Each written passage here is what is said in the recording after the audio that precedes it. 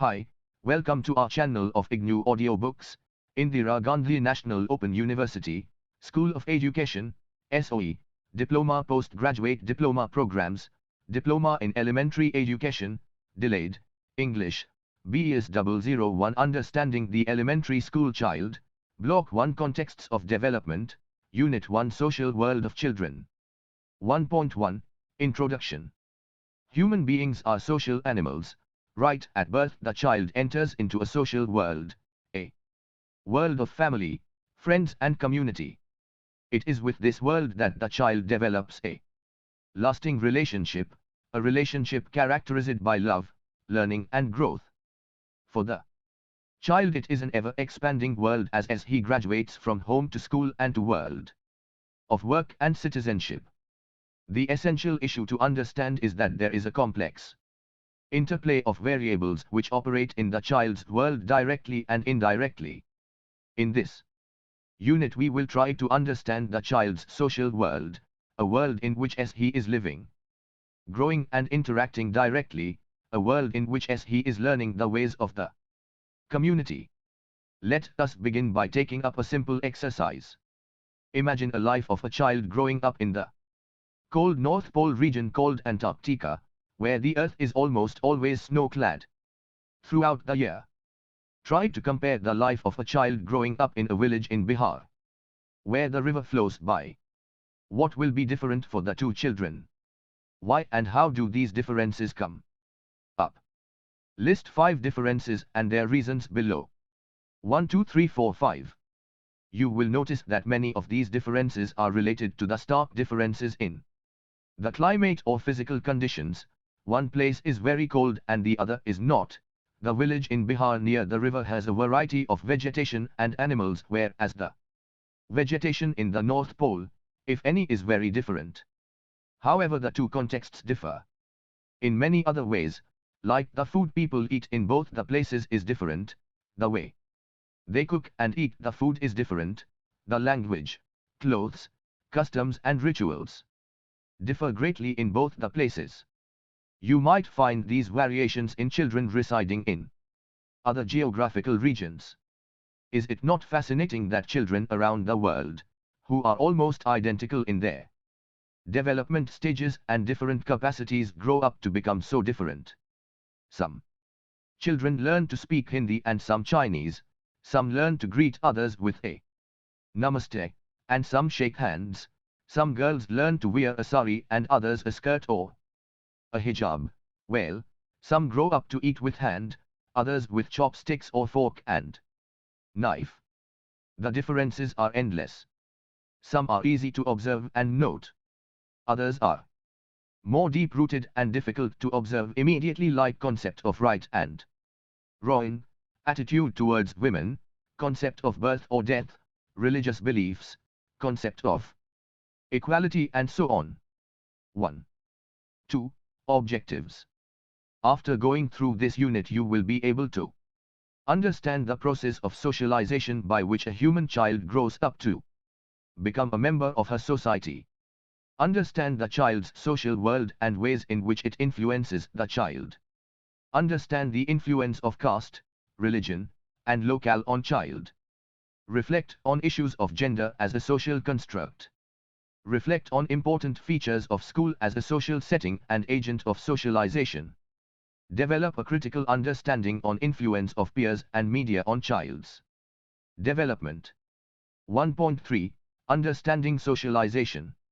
As the newborn infant grows, she begins to learn and imbibe behavior, practices and beliefs from her environment, significantly from her family, community, school and media. Some of these beliefs and behaviors are taught to her directly by adults in her life, whereas she learns some others just through observation. Often some of these practices are so much part of her life that they begin to influence the child even without her realization it. In technical terms, this entire process is called socialization. The term socialization refers to the process of interaction through which an individual, a novice, acquires the norms, values, beliefs, attitudes, and language characteristic of his or her group.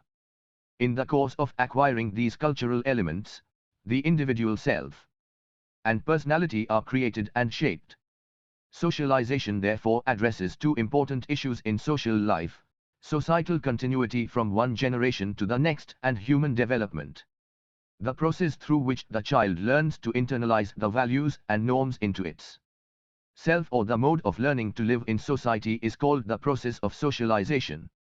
It is internalizing or absorbing something within the mind so deeply that it becomes part of the person's behavior.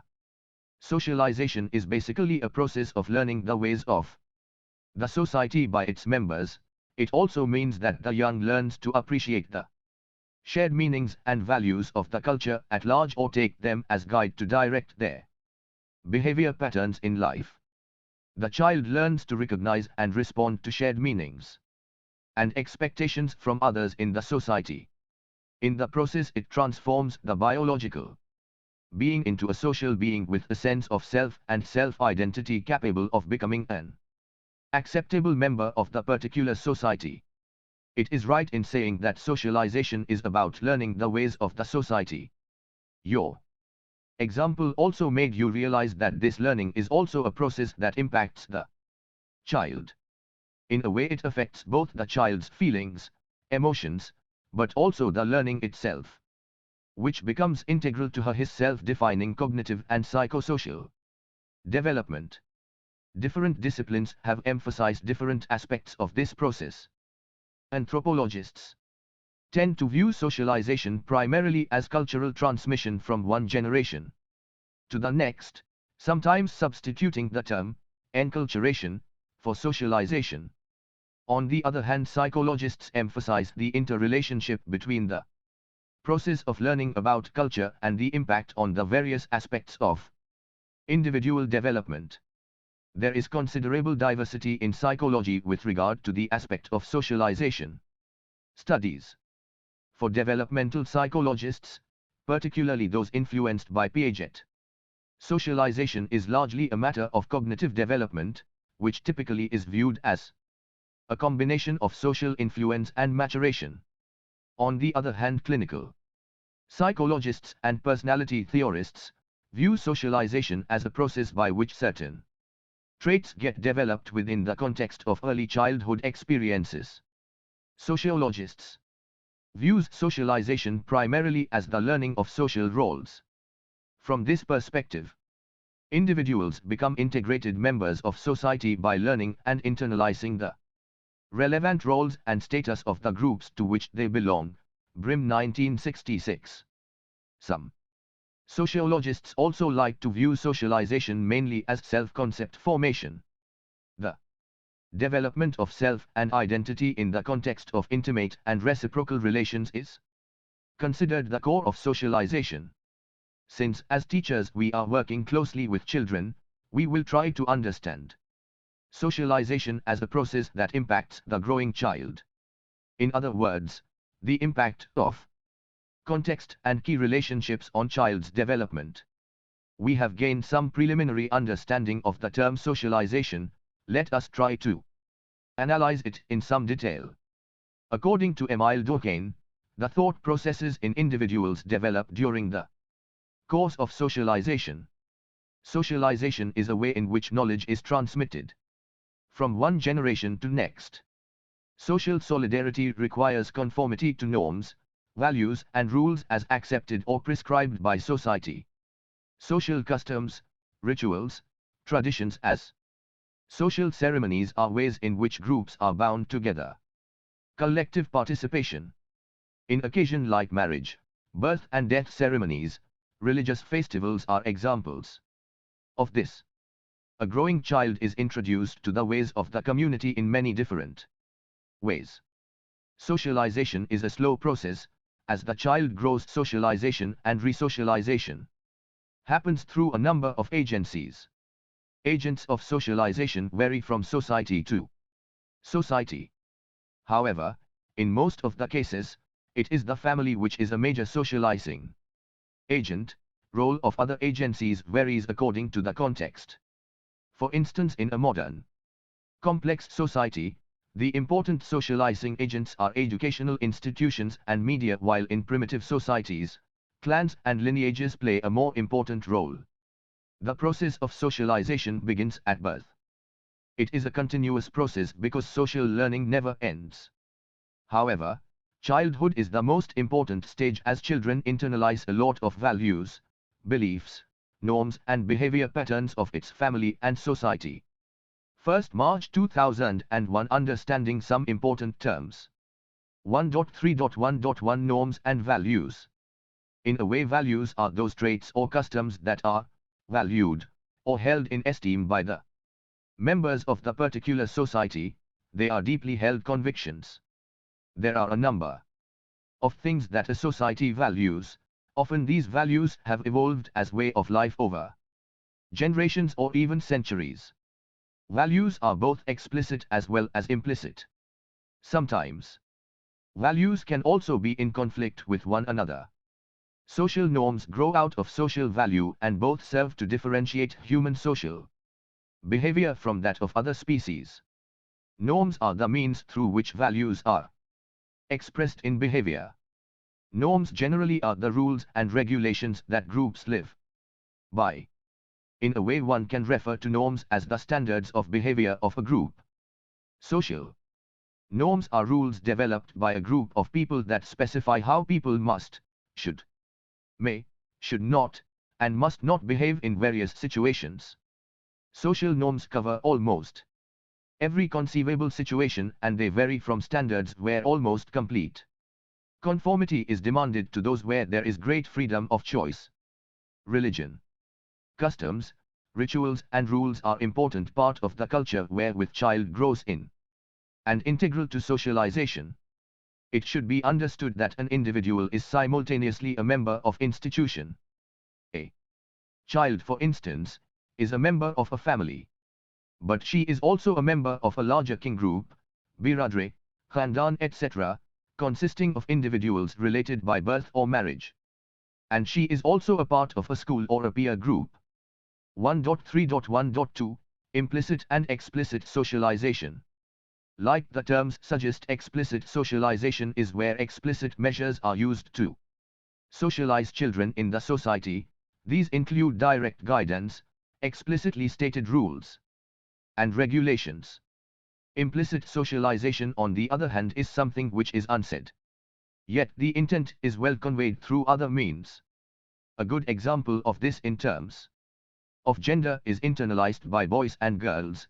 On surface, families profess equality amongst men and women, yet the daily routines convey the converse. For example, women in the family eating after all other family members have eaten, women abstaining from non-vegetarian foods while other family members eat it, women not expressing their opinions in family discussion. The child, boy or girl, are quick to internalize these implicit messages of inequality, so much so that they see no wrong in these practices. In some way, schools too practice this implicit socialization. Often this is understood as the hidden curriculum. Hidden curriculum refers to messages communicated by the organization and operation of schooling apart from the official subject learning. The messages of hidden curriculum usually deal with attitudes, values, beliefs, and behavior. There are numerous such messages conveyed indirectly. For example, that science and mathematics are the most important elementary school subjects is clearly, if implicitly, communicated by scheduling more time for these subjects than for others, scheduling them in morning prime time rather than in the afternoon, and testing them more often than other subjects or skills. Other examples include things like what happens in the morning assembly, who sits where in the classroom, even the ruler that the teacher constantly clutches on sends a message to the children. The messages of hidden curriculum may complement or contradict each other as well as the official curriculum. A major purpose of the hidden curriculum of schools has been teaching students the routines for getting along in school and the larger society. In other words, hidden curriculum usually serves to maintain the status quo, specifically the dominant culture and prevailing socio-economic hierarchy. You are listening to this audiobook on Audio Learn IGNOU. 1.4 Children and Their Social World. The child lives in an ever-expanding world. To begin with, the family is her closest and immediate world. As she grows, she graduates from the family to school, peers and neighborhood. The media, including the print, television, films and internet, have also now become equally significant in a child's life. Each of these institutions contribute significantly to her socialization as well as her development. One should, however, remember that the family is part of a larger social structure, which in our country is determined by variables like caste, class and religion. Socialization that the child experiences in the childhood is determined by a complex interplay of these variables. For instance, the experience of an urban middle-class girl will be different from a lower caste rural girl, or the range of skills a tribal boy is socialized would be very different from the socialization of a traditional Brahman boy. As teachers, it is essential to understand the socialization processes that individual children experience, as it helps us to understand and respond to the child in an informed way. Also, as teachers, we become sensitive to two issues: that children are just different. No one is good or bad. It is just that we tend to think that the mainstream way of life or the upper caste class or dominant religion's belief are the most appropriate and the correct one. It is found that a number of issues related to children's adjustments in school stem from this belief. In a diverse country like ours, we as teachers come across children belonging to very many diverse groups. It is essential that schools and classrooms accept these children and respond to their needs. The idea is to appreciate and celebrate the diversity we have. The second and an important point to remember is that the belief that the child is an empty vessel or a blank slate on which we have to work is highly misplaced. The socialization at home and in community has helped the child to learn a number of things. It is the job of the school to find out what the child brings to the school. 1st April 2001, Family. As said earlier, the family is the first contact that the child has with the society. It is in the family that the child learns to observe, interact and relate to others. It is here that she experiences the most critical relationships in her life. The family not only teaches the child appropriate day-to-day behaviors like how to eat, sit, talk and behave, but it also teaches the child a range of other things. The family brings to the child the rich cultural heritage and knowledge that exists in the society. This includes heritage, language, literature, folk tales and myths, art, music, cuisine, craft and many other things. In Indian context, often family is defined to include extended family members like grandfather, grandmother, uncle, aunt and cousins. The extended family too contributes towards socialization of the child, as offers her the unique opportunity to expand her relationships. The importance of the extended families in a child's life has been well acknowledged.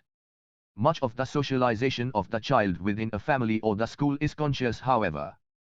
There is a great deal that the child imbibes or learns unconsciously. In other words, parents consciously inculcate in the child certain behavior patterns and values that they consider desirable. They do this by guiding children, telling them what is right form of behavior and what is unacceptable. Acceptable behaviors are rewarded, and unacceptable punished.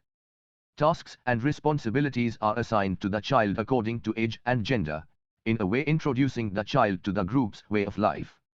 However, a child also learns a great deal by observing significant people in her life: parents, aunts and uncles, siblings, cousins, and so on.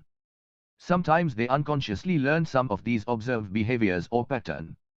For instance, you may have observed children learning to speak or behave in a way their favorite sports or film stars behave, or you may observe certain children learning habits like smoking or swearing because their new peer group members are doing it. Yet another example of an unconscious socialization is the way children form opinion or a bias about a certain class or caste of people or on political views, not because somebody told them so but because they have often heard elders voicing their opinions and prejudices. One of the realization that you may have had is that parents and other adult relatives related to you in a particular way. Some were very strict while others were friendly yet firm. Through research, psychologist Bonrind found that there are different parenting style and each affect the child differently. Parent-child relationship.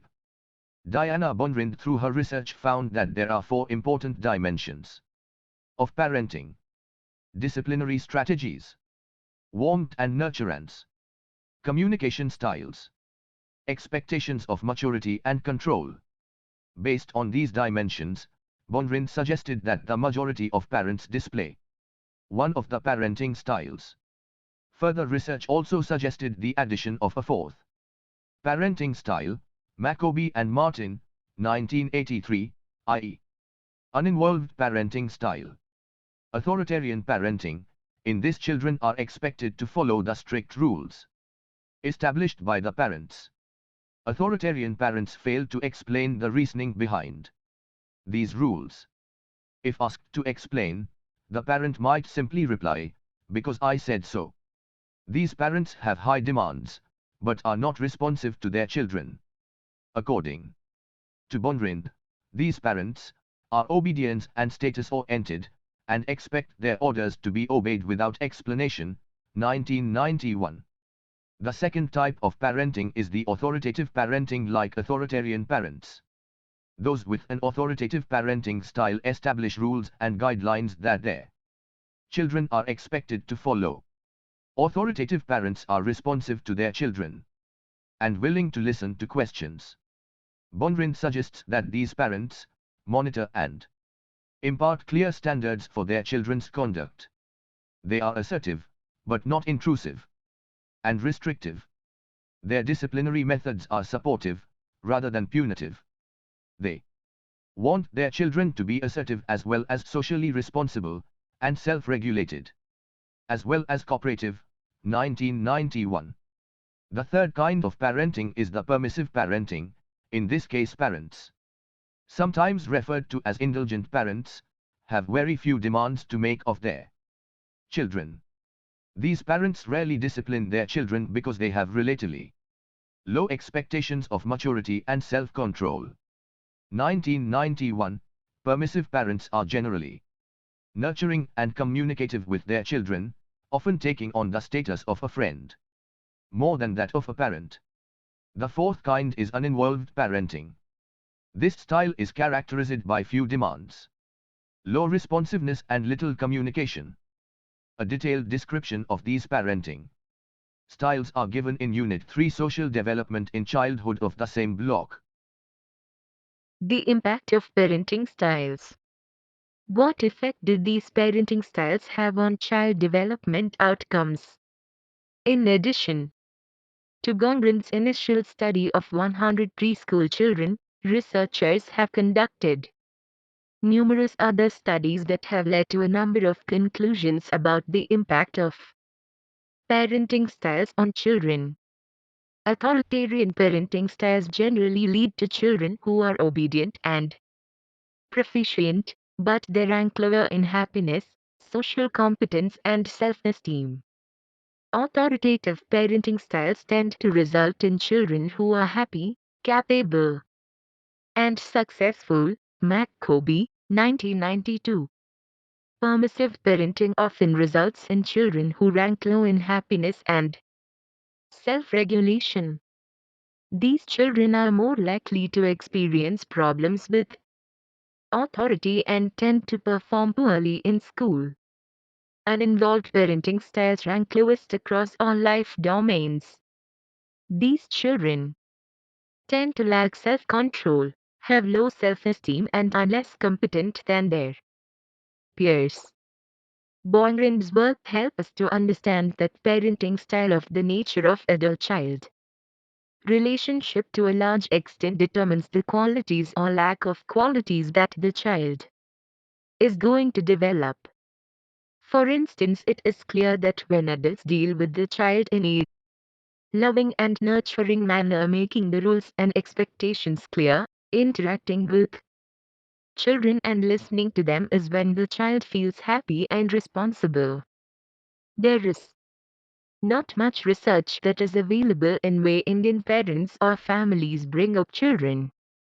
In fact, in the Indian context, many children grow up in large extended families, and the impact of this is not well understood.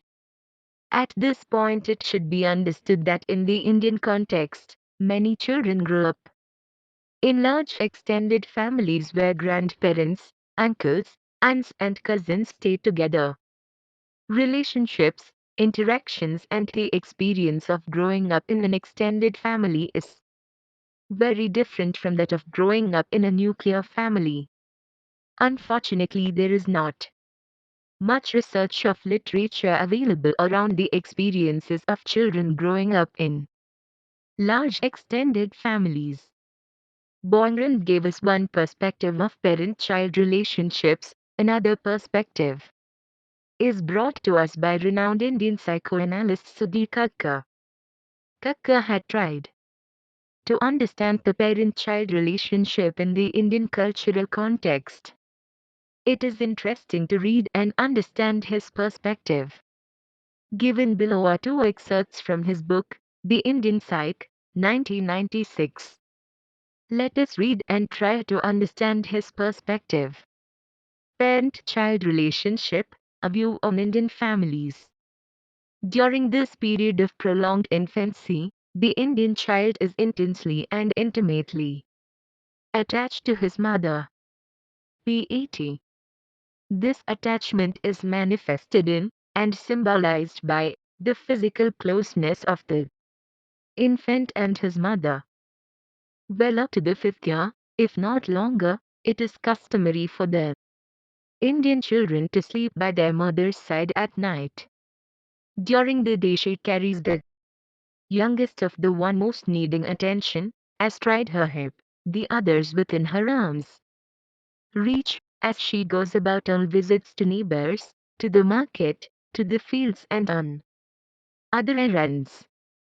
Constantly held, cuddled, crooned and talked to, the Indian infant's experience of his mother is heady one. His contact with her is of intensity and duration that differentiate it markedly from the experience of infancy in the Western world. P. 80, Kakka, 1996. Thus, the principles of Indian family life demand that a father be restrained in the presence of his own son and divide his interest and support equally among his and his brother sons. The culturally prescribed pattern of restraint between fathers and sons is widespread in India, sufficiently so to constitute a societal norm. In autobiographical accounts, fathers, whether strict or indulgent, cold or affectionate, are invariably distant. P. 131. Behind the requisite facade of aloofness and impartiality, an Indian father may be struggling to express his love for his son. Fatherly love is no less strong in India than in other societies. Yet the fact remains that the son, suddenly bereft of the good mother, he does not have the necessary conviction that his father is dependable, constant, to learn from, be loved and emulate. P. 132. Kakka deals with a very complex phenomenon as he tries to understand the Indian cultural practices and their influence on the Indian psyche and identity. As teachers, it is essential to understand the child-rearing practices in our context and the kind of qualities which develop amongst children at the same time. It is essential to recognize that there are certain qualities that do not get as developed because of these practices. Since there is not much literature available, let us try and understand ourselves by objectively remembering and reflecting on our childhood experience. Complete the following exercise as a first step, the idea is to be as true as possible. It is not about romanticizing our memories but about stepping back and understanding the experience, both the good and the not so good. The above exercise would have helped you to reflect on some of your childhood experiences and also identify some of the most meaningful relationships in your life. However, there is another aspect to our families. They are part of a larger society, and categories like class, caste, and religion, each of these operate through the family, influencing the experiences the child grows up with. 1.4. 2. Influence of region, religion, caste, and class. The family is part of a larger society and represents a great deal to the societal culture, practices, and norms. There are a number of variables around which categories are defined in our country. Each category brings with it a particular set of values, rituals, and a way of life. A family belongs to multiple categories, each contributing to the family's culture and ethos. We examine some of these categories below.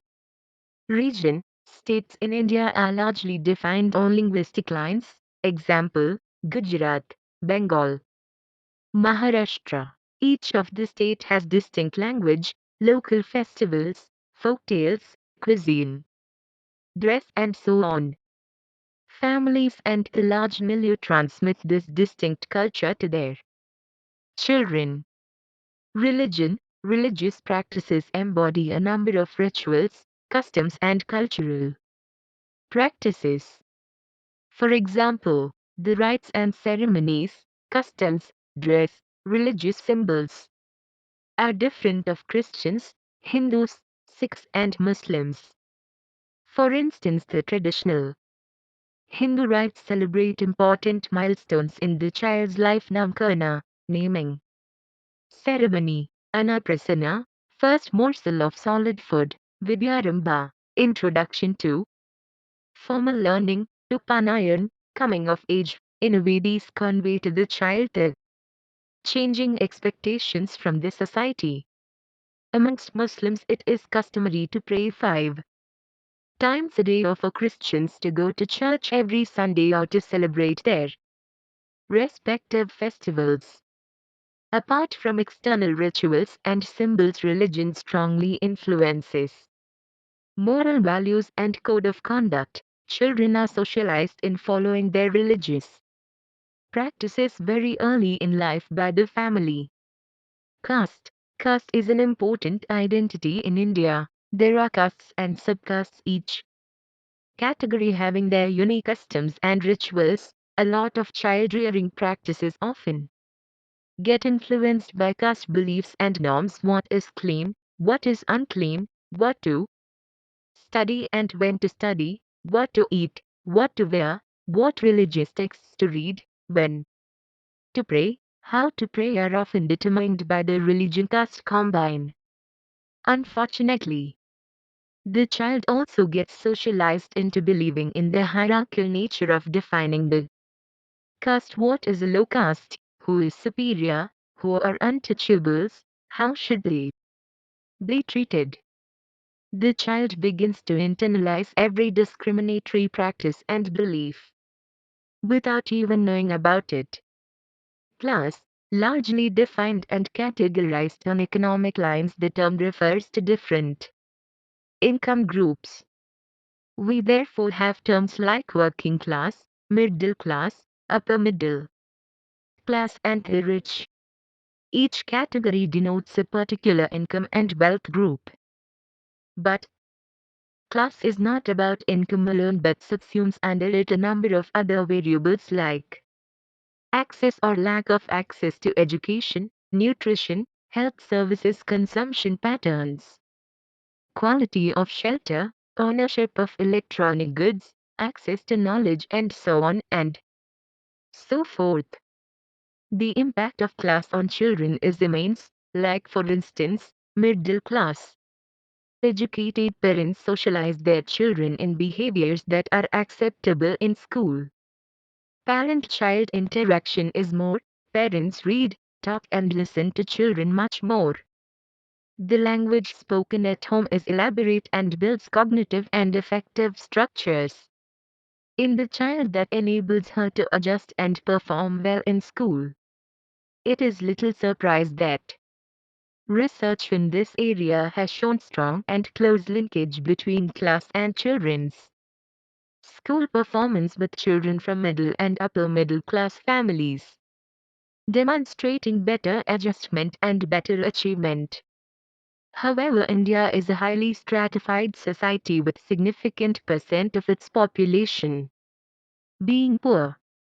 The dominant discourse has been to deny the existence of any cultural capital amongst the poor. The literature is largely divided here around the potential existence of a culture of poverty, which essentially suggests that people become are and remain innately poor because of their beliefs, attitudes and behaviors. For example, laziness, ineptitude, dishonesty, criminality, lack of intelligence. Children born into this culture are thus believed to be either unwilling or unable to take advantage of any emergent opportunities, this perpetuating the poverty cycle. Similar sentiment is often echoed by many practitioners in India, where it is often said, they do not know anything, they cannot understand anything. The truth is that children from poor families too are socialized into a large repertoire or have their own norms, values and cultural practice. It is just that the dominant discourse fails to appreciate it. The lens is what the child does not know or cannot do rather than trying to understand what the child can do. As teachers, it is essential that attempts are made to understand children of different backgrounds and make attempts to build on their strengths as towards making school an inclusive place where diversity is appreciated. 1.43 Gender Identity. Inducting boys and girls into gender roles is a major part of socialization. The processes of socialization is about learning and practicing the culturally defined traits of masculinity or femininity. This is done explicitly by telling children what is an acceptable gender role and what is not, by rewarding behaviors that conform to the gender role and punishing ones that do not. The child also learns of appropriate gender behavior by observing others in the family, customs, religious rituals, traditional stories and myths and media all conspire in the child's world to orient her and him in traditionally accepted gender behaviors and role. It is well known by now that whereas sex is a biological reality, gender is a social construct wherein society has attributed behaviors, roles and responsibilities to women. In our society, the role and rights of women are highly unequal, with women being discriminated on every front. Discrimination begins very early in life. When a boy is born, there is much rejoicing with clapping and distribution of sweets. There is no such a celebration on birth of a girl. Kaka, 1996, beautifully sums up the way in which girls are socialized in Indian families. Given below are a few of his observations. Her identity as a Hindu woman has evolved out of the particulars of her life cycle and childhood, out of the dailiness of her relationships as daughter, in her parents' family and as wife and daughter-in-law in her husband's family, and out of the universals of the traditional ideals of womanhood absorbed by her from childhood onwards. At least among the upper middle class women who today seek psychotherapy, the buried feeling, I am a girl and thus worthless and bad, is often encountered below the surface of an active, emancipated femininity.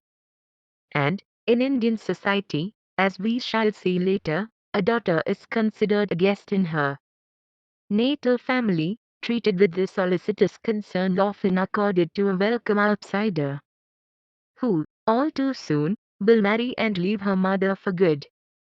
The problem is two ways, whereas girls are socialized into believing they are subordinate, and that their role is defined by the domestic sphere, the boys internalize the belief that they are superior and therefore entitled to resources, better treatment and power.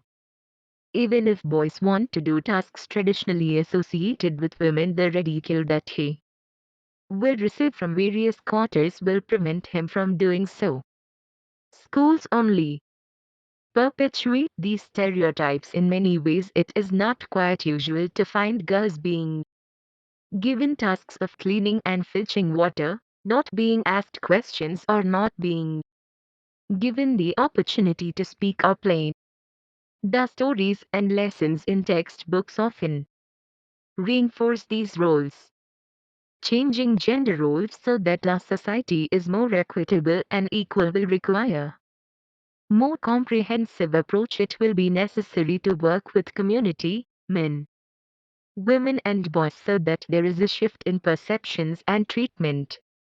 It is necessary to bring about this change in a sensitive way. School and classrooms are perhaps the most acceptable places to bring in these changes. 1. 5. School and the child. School is an important part of child's world and an important socializing institution. We all have some very pleasant and not so pleasant memories of our school days.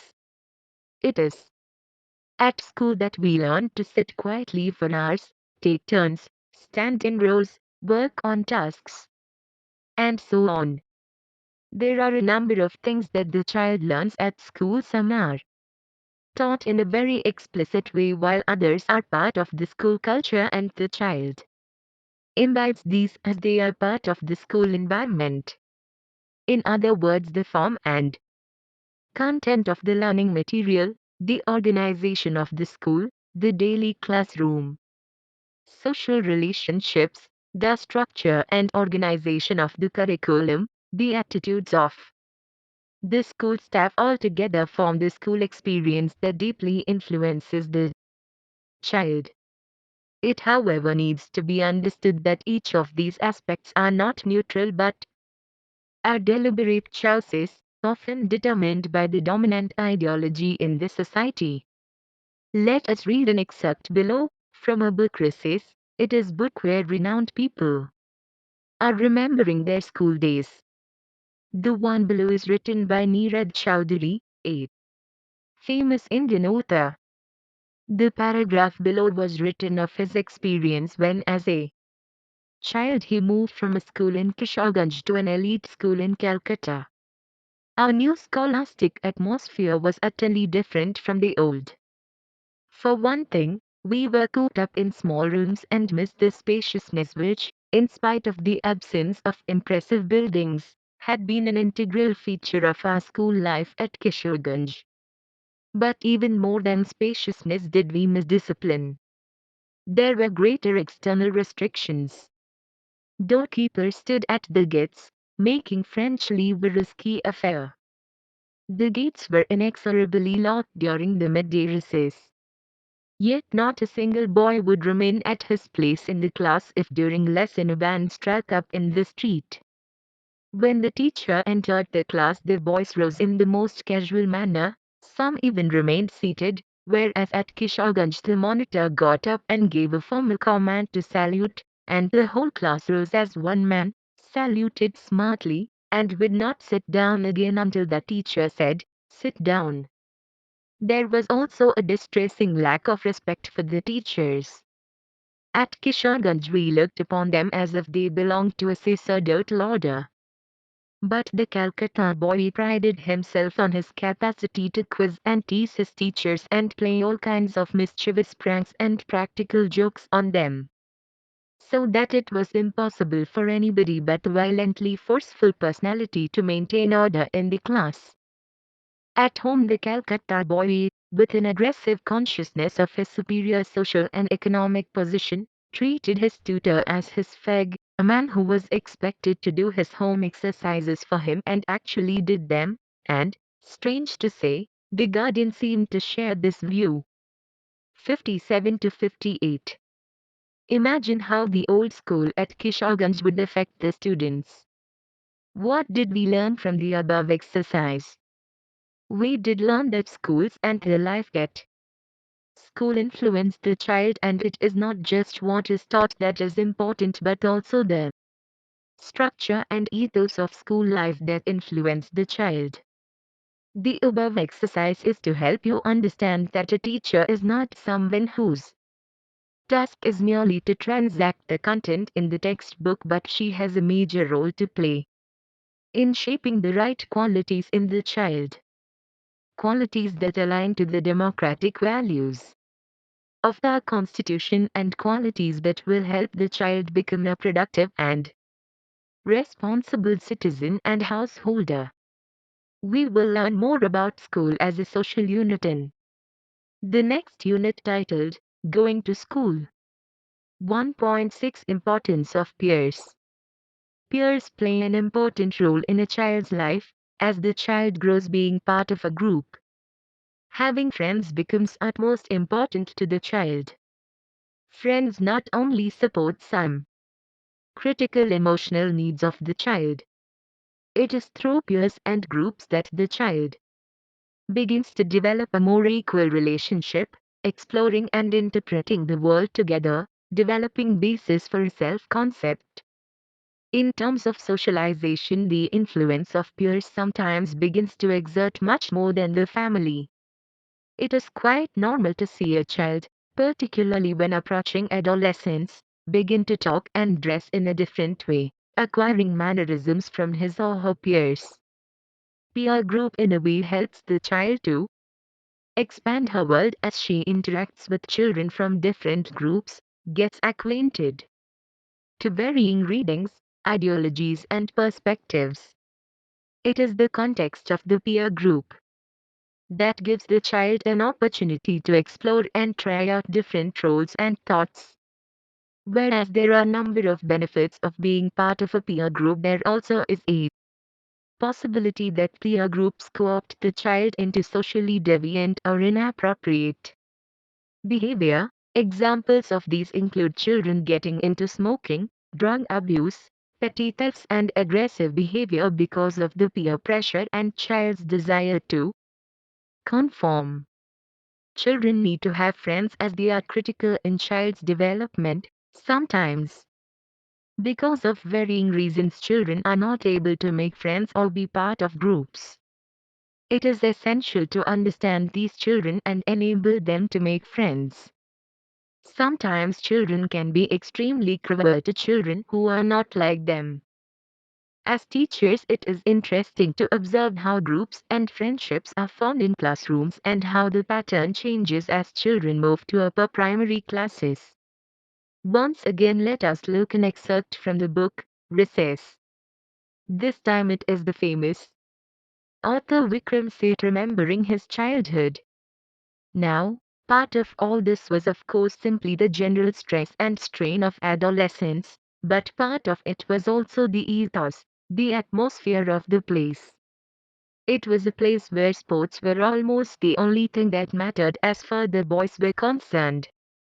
I was tested and bullied by my classmates and my seniors because of my interest in studies and reading, because of the lack of interest at that time in games, because of my unwillingness to join gangs and groups, because of my height, as you can see from the adjustment of the mics, and most importantly of all because I would get so furious when I was bullied.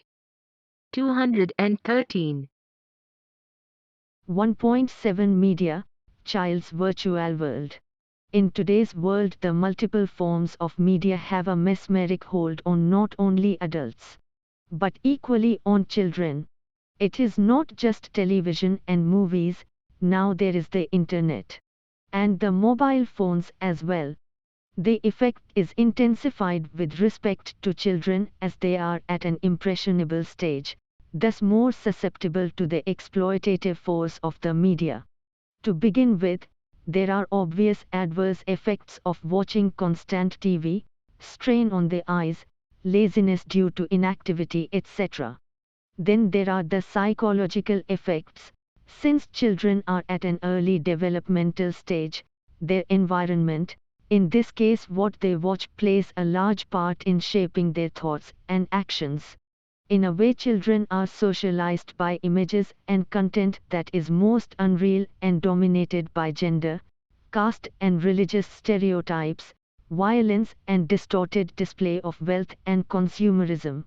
There are few programs for children, the ones that are essentially catered to younger children in form of comic characters. The available children programs are targeted at upper middle class, urban children, and they are not exciting and entertaining enough to keep them occupied.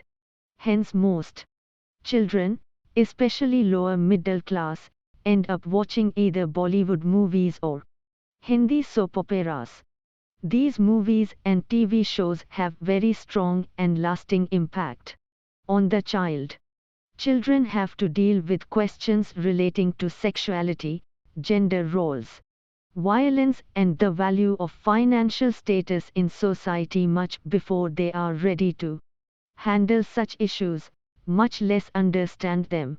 For example, Bollywood storylines, almost always, are based on male-female relationships, different versions of a love story. More often than not, the girl is portrayed as a beautiful, rich, damsel in distress, who is eventually rescued by the macho, handsome hero either from the villains or the villainous family's clutches. The more popular movies are action-packed, a jazzy term of violence. This teaches the youth, children and preteens, that the right way to solve any problem for successful results is through aggressive means. Sexual violence is also advocated in such movies. Such cinema, under the disguise of entertainment, is highly detrimental to not only children's development but also their understanding of gender roles, which portrays the women in a poor light. This phenomenon is very much a part of the television scenario as well. Most television shows, the family dramas, represent an upper middle class, traditional, Hindu family. Women are shown as subordinate to men, only concerned with the domestic sphere, engaged in endless religious and domestic chores.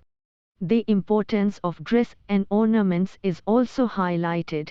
None of the female actresses are without any jewelry or makeup. Such representation of men and women in modern society is regressive with respect to female emancipation efforts. Apart from this, these shows also stress on the importance of money in society, and generally in life. Money grants one a higher status in society and gives one access to material pleasures. Advertisements are yet another exploitative area in the media. They highlight the attractive features of their products, targeting a specific faction of society who might need it the most. They convince the viewer that their product is essential for their happiness. After using it, they'll get what they want. Moreover, advertisements are probably the most insidious and dangerous than most other form of media, as they have infiltrated all channels, newspapers, magazines, etc. It is impossible to escape them. Most advertisements adhere to social stereotypes, targeting women for beauty products, clothes and accessories, and men for automobiles and gadgets. They emphasize on the woman's looks, indicating that a beautiful woman girl is one who is slim, fair, and has clear, smooth skin. Such characteristics are essential to attract and please men, which, according to these advertisements, is the main goal for women. Men, on the other hand, are told that to attract beautiful women, they must own the fastest car, bike, and the most fancy gadgets. Such advertisements exploit the vulnerable, and they also structure the child's idea of how a man and woman should be. Moreover, to obtain these products one needs money, as these advertisements seem to be equating monetary and material property with happiness. Furthermore, children are not excluded from such manipulation. More than 35% of the advertisements target them. The capitalists have fast realized that they can cash in on this growing market, indifferent to the harm they can be causing. Children watch other happy children in these advertisements, enjoying rides in their father's luxurious cars, playing with expensive toys, wearing fancy clothes, eating delicious food. Most of them are not privileged enough to experience these luxuries. They believe that they are missing out on the real joys of life. Thus it is clearly obvious that advertisements are extremely detrimental to a child's development, as it only represents the capitalist's version of reality. One would think that unlike television and cinema, newspapers and magazines would be beneficial and educational for children. However, this is not really the case. Most papers and magazines only showcase the sensational stories to attract most readers. These are generally gory ones, reporting murder, rape, theft, corruption, etc. Through this medium, children are exposed to violence early on in life, and they see it as inevitable, a crucial part of the big bad world. The other major theme which is constantly a part of newspapers and magazines is Bollywood and the lives of celebrities. This makes viewers feel more connected to and concerned for these celebrities, often ignoring their own reality. The media doesn't bother discussing the real, important issues like poverty, hunger, education, etc. Thus even children grow up ignoring them. 1.8 Summary. This unit gave us an overview on the social world of the child and how child learns. Ways of the community to become an accepted and active member of the community. There is one important understanding that we must have, which is to say that the child is not a passive recipient in this process where he gets socialized by the different agencies, rather she is an active member of this learning process. Children play an active role making sense of their social world, and constructing their own ways of being part of their social group. The learning we have from this unit is that there are multiple agencies and ways in which child learns about her social environment. The process is of learning but also about developing fundamental qualities and traits through this interaction. The unit on social development in childhood in Block I should be seen in conjunction with the present unit to understand the close relationship between the social world of the child and his/her psychosocial development. Thank you.